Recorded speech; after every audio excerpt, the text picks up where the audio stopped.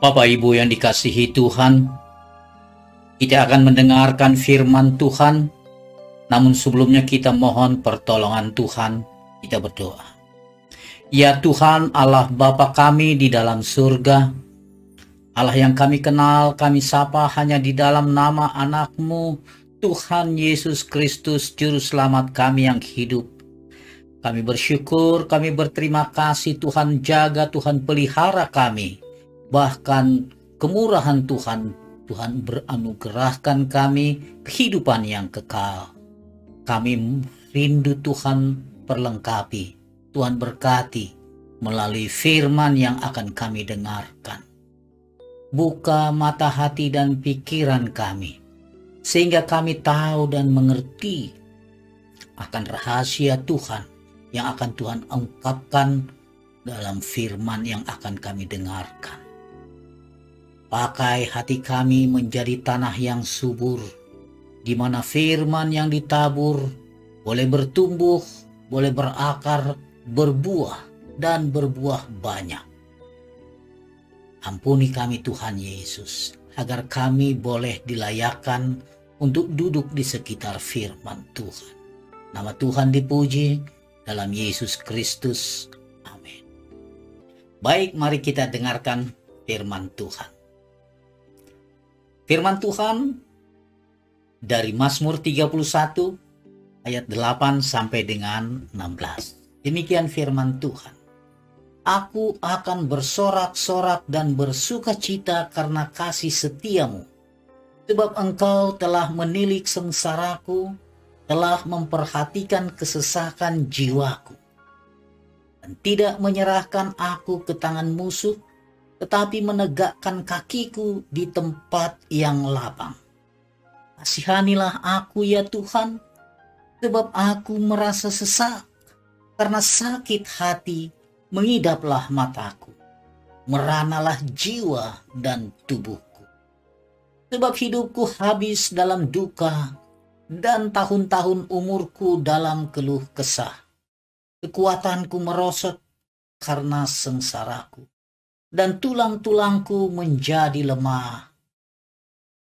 Di hadapan semua lawanku, aku tercela, menakutkan bagi tetangga-tetanggaku, dan menjadi kekejutan bagi kenalan-kenalanku.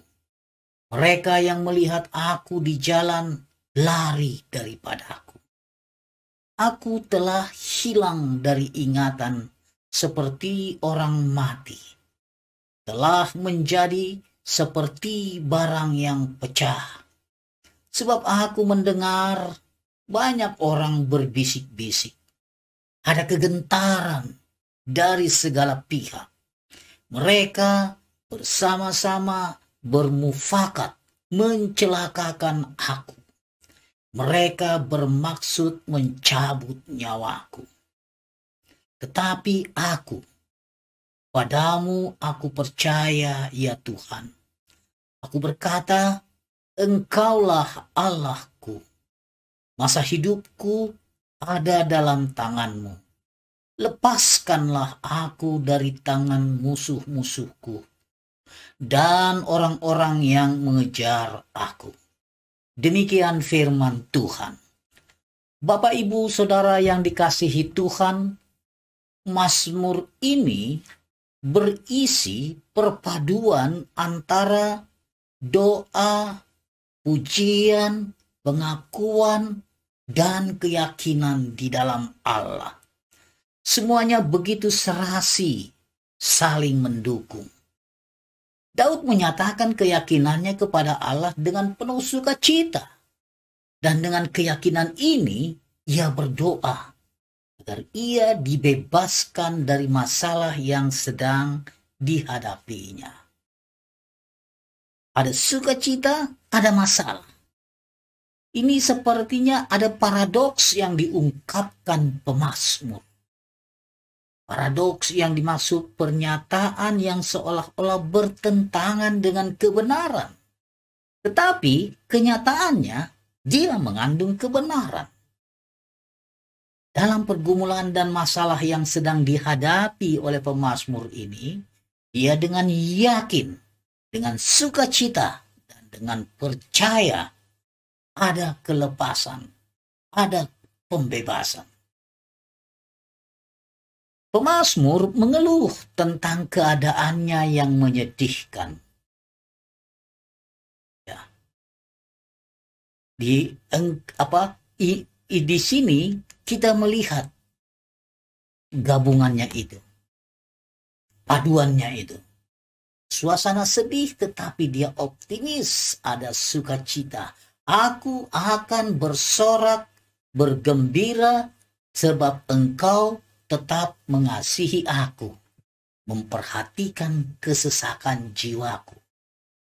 Engkau di bagian akhirnya dikatakan engkau selalu memelihara aku, selamatkan aku dari musuh-musuhku. Kalau dilihat dari strukturnya, ini kalau seperti kita melihat hamburger. Ada bagian roti, lapisan yang empuk, kemudian di bawahnya ada bagian roti, lapisan yang empuk. Itulah di ayat 8, ya, sebagai roti yang bagian yang empuknya itu ada sukacita, ada harapan, ada optimisme. Dan yang bagian roti yang bagian bawahnya dibilang aku percaya karena engkau selalu memelihara aku.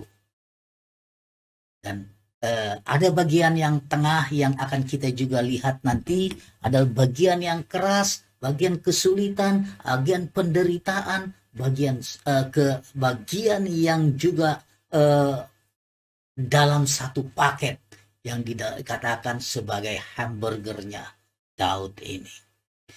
Nah, kita melihat dari bacaan tadi, ya, iman dan doa yang berjalan seiringan. Siapa yang percaya, dia berdoa.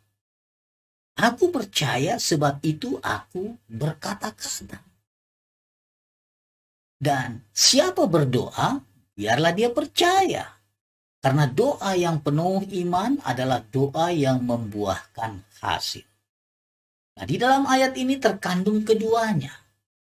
I will be glad and rejoice in thy mercy. For thou hast considered my trouble.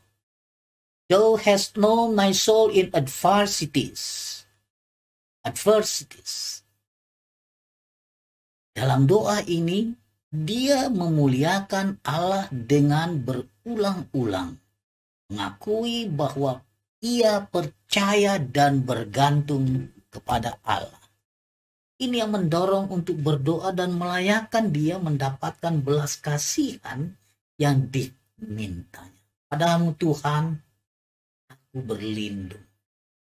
Atau dalam King James Version dikatakan, aku menaruh percayaku. Bukan pada diri sendiri, bukan pada kemampuan sendiri, juga bukan pada benda apapun, ya. Walaupun di dalam benda itu ada lembaran yang tertulis in God we trust.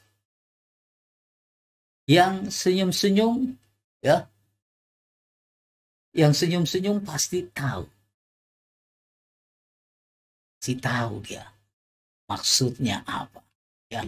Kalaupun tidak ada tulisan itu, ya, kalau semua orang percaya pasti orang itu mengejar lembarannya, bukan kalimatnya in God. Nah, kita lihat, kita masuk bagian-bagian yang kesulitan, persoalan, penderitaan yang dialami oleh Daud. Daud sangat menderita, dia ditawan, dia menangis, ada jiwanya merana, raganya juga merana, ya, habis dalam penderitaan. Tahunnya berlalu dengan keluh kesah, ya, tulang menjadi rapuh, ya, ditertawakan oleh musuh, dilupakan seperti barang yang terbuang. Di mana-mana ada kengerian, orang-orang bersekongkol, ya, tidak melawan dia. Bahkan ada yang rencana untuk membunuh dia. Itulah suasana yang dialami oleh pemazmur ini, ya, yang kalau kita memperhatikan syair daripada sebuah lagu yang dinyanyikan, dia mengerti, dia peduli persoalan yang sedang terjadi. Dia mengerti, dia peduli persoalan yang kita alami. Namun satu yang dia minta, agar kita percaya sampai mujizat menjadi nyata. Dan percaya akan kepedulian Allah. Dia tahu, Allah mengerti akan yang menilik persoalannya, yang sengsaranya. Allah memperhatikan kesasakan, Allah memperhatikan kesulitannya. Namun satu hal yang Allah minta, ya, agar kita percaya. Coba kita bersama-sama katakan, ada satu hal yang Allah minta, agar kita percaya. Sampai kapan? Sampai mukjizat menjadi nyata. Yakini, imani. Itulah doa yang berbuahkan kenyataan. Nah, pengalaman Daud ini pun semasa mudanya dia membuat tidak pernah ragu tentang Tuhan yang disembahnya. Berkali-kali dia diluputkan dari bahaya maut yang dirancang oleh para musuhnya. Ketika Daud mempercayakan hidupnya dalam kuasa Tuhan, maka ada terasa suasana aman. Karena itu ia pun bersorak-sorai. Dia bersuka cita di hadapan para lawannya. Dia percaya dia tidak akan dibuat malu. Saudara yang dikasihi Tuhan, bagaimana dengan Yesus? Minggu-minggu ini adalah minggu sengsara. Ya. Kita akan masuk di dalam minggu sengsara ini selama di minggu ini. Ya, kita akan merasakan bagaimana suasana penderitaan yang dialami oleh Yesus. Dia dicaci tetapi tidak memaki, tapi tidak membalas. Dia hanya menyerahkan kepada Allah yang punya kuasa untuk menghukum. Yesus menyerahkan kehidupannya di kayu salib. Dia mengutip pernyataan dari Mazmur 31 ini seperti yang tertulis di Lukas 23 ayatnya yang ke-46. Yesus berkata, Bapa, ke dalam tanganmu aku menyerahkan rohku. Dan kemudian Yesus memberikan nafas yang terakhirnya. Dengan kesadaran penuh dan menjadikan nyawa itu sebagai persembahan. Satu korban persembahan bagi dosa yang diberikan atas kehendaknya sendiri. Dengan sukarela dia menyerahkan hidupnya sebagai tebusan. Saudaraku yang dikasihi Tuhan, kalau kita membayangkan penderitaan yang dialami oleh Yesus, ya, kita akan melihat begitu perih, ya, begitu berat yang dijalani. Bahkan kalau kita membandingkan dengan penderitaan yang Yesus yang dialami dengan Daud, ya, semua ada banyak kesamaan, ya. Dia menderita, dia ditawan, dia menangis, dia habis jiwa raga, merana, ya. Tahun berlalu tapi jauh lebih berat lagi yang dirasakan oleh Yesus. Ya. David cuma dirasa rencana pembunuhan. Tetapi kalau Yesus memang dia dibunuh, ditombak. Sehingga sehingga mencucurkan darah. Bapak Ibu yang dikasihi Tuhan, dia telah menunjukkan kebaikan serta kepedulian. Pedulian Yesus luar biasa. Pengorbanan atas jiwanya, dia menyerahkannya ganti kita supaya terpelihara. Seperti dalam 2 Timotius 1 ayat 12 dikatakan, Engkau membebaskan aku ya Tuhan, Allah yang setia, bebaskan aku sesuai dengan janji yang Engkau tepati. Kalau kita membandingkan lagi dengan penderitaan kita, bagaimana? Penderitaan fisik maupun secara psikis.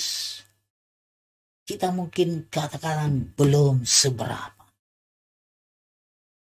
Penderitaan yang kita alami, yang kita jalani, ya, belum seberapa dibandingkan yang dirasakan, yang dialami oleh Daud ataupun juga yang dilakukan oleh Yesus. Ya. Padahal kalau Paulus katakan di Filipi 3 ayat 10, yang ku kehendaki ialah mengenal Dia. Paulus menghendaki untuk mengenal Yesus dan kuasa kebangkitannya. Menghendaki tahu tentang kuasa kebangkitannya.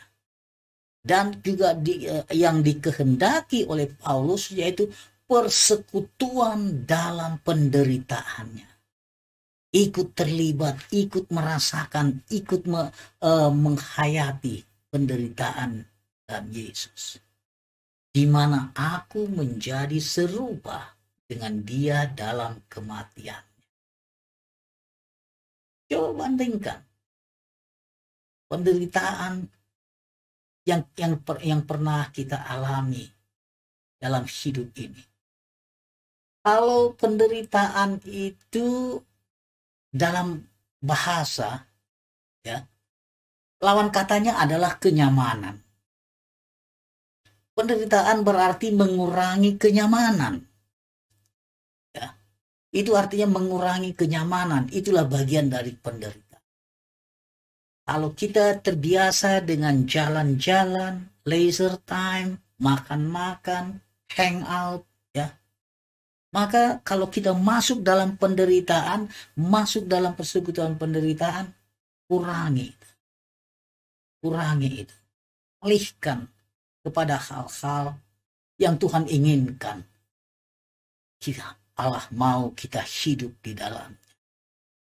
Kalau ada pelayanan kita, kepedulian kita, simpati kita, empati kita yang masih kurang banyak, tambahkan. Itulah bagian daripada penderitaan. Kalau kita bicara tentang me time, waktunya saya yang terlalu banyak, hanya memikirkan diri sendiri, berpatut-patut di depan kaca berjam-jam, ya, berikan waktu dan perhatian bagi yang patut mendapat.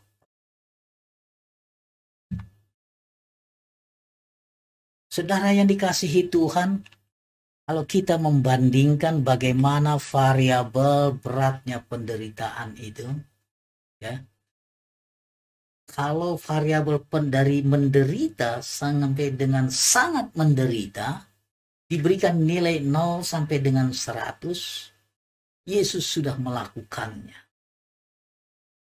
Daud pun sudah melakukan, tapi tidak sebanyak yang Yesus lakukan. Bagaimana dengan saya? Dengan kita? 30%-nya mungkin tidak sampai. 10%-nya juga mungkin tidak sampai. Itulah keterbandingan penderitaan. Jadi kalau kita mengerti masuk pada penderitaan itu, kita akan katakan kita belum apa. Kalau kita dicaci, ya, apa respon kita? Balas. Kalau kita tersinggung, apa? Ada banyak orang sangat mudah tersinggung, ya. Kemudian tidak suka, ya. Dia pergi ke sana, dia pergi ke sini, dia tinggalkan, ya. Lepas dari tanggung jawab, tidak menyelesaikan persoalan. Itulah bagian dari orang-orang kalau yang memikirkan tentang harga diri. Yesus tidak melakukan. Biasa mengosongkan dirinya, dia merendahkan hatinya, dia merendahkan dirinya. Bagaimana kita mau masuk dalam persekutuan kematian? Alami, lakukan seperti yang Yesus lakukan. Itulah pengenalan yang lebih dalam. Kalau kita masuk dalam pengenalan-pengenalan itu, kita akan merasakan betapa pemeliharaan Tuhan dalam kehidupan orang percaya. Kita akan rasakan.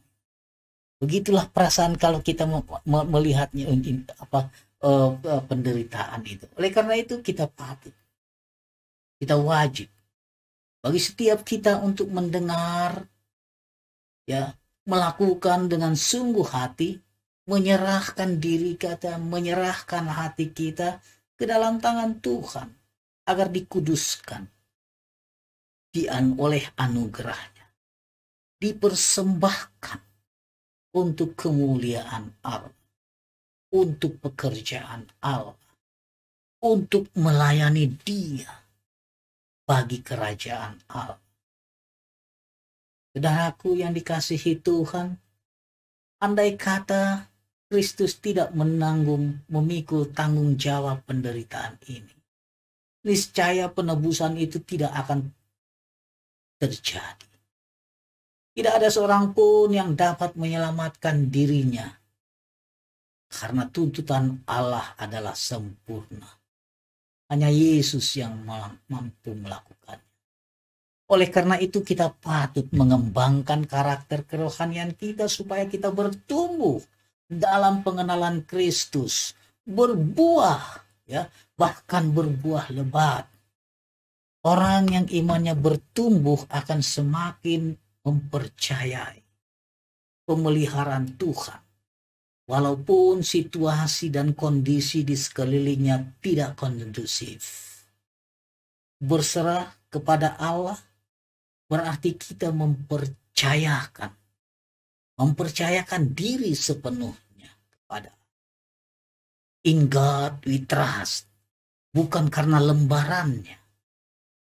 Sepenuhnya berarti seluruh kehidupan kita, seperti pekerjaan, pendidikan, keluarga kita, pelayanan kita, kesehatan kita, keuangan kita, banyak hal berserah kepada Allah tidak secara otomatis membuat hidup kita juga terhindar dari masalah.